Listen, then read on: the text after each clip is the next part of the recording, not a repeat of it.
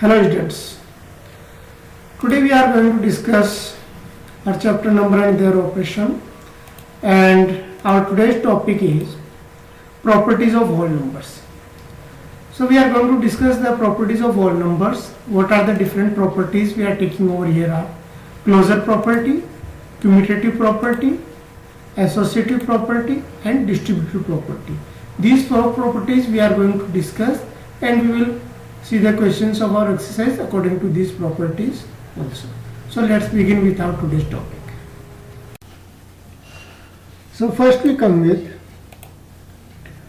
properties of addition. So under properties of addition, first we are taking closure property. What does closure property says? If m and n are two whole numbers, then their sum m plus n is also a whole number.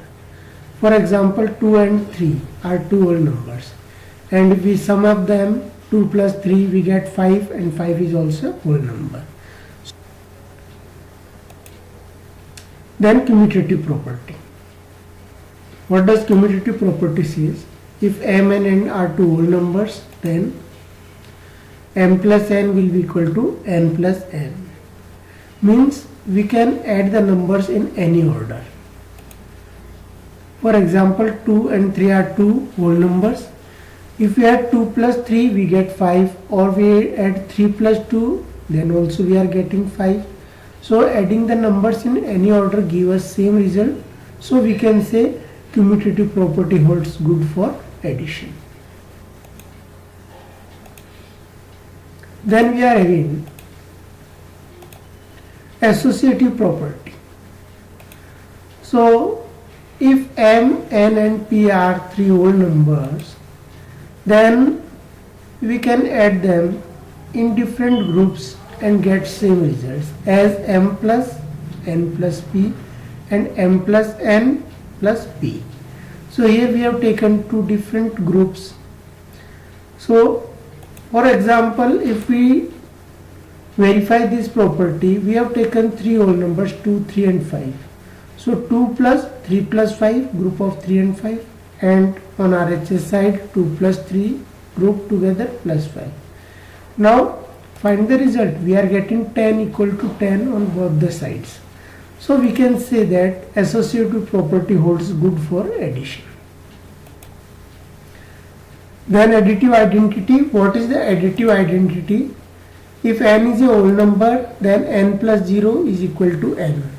So 0 is known as the additive identity, because adding 0 will not affect the result of addition. For example, 2 plus 0 is equal to 2. So 0 is the additive identity. Then we are having properties of subtraction.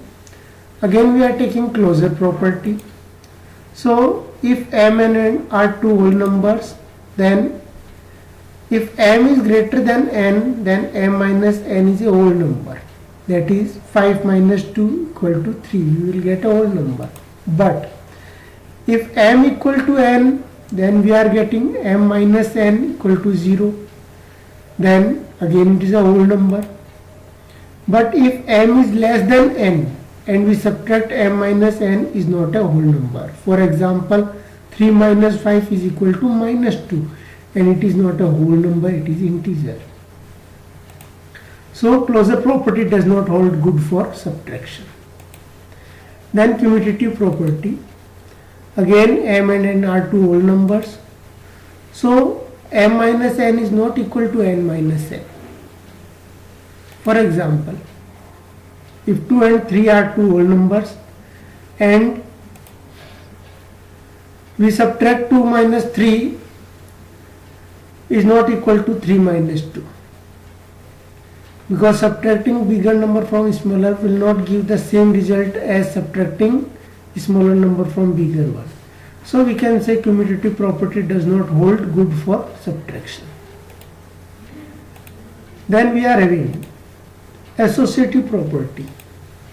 So if we are taking three whole numbers, for example m, n and p are three whole numbers, then we cannot say that m minus n minus p will be equal to m minus n minus p.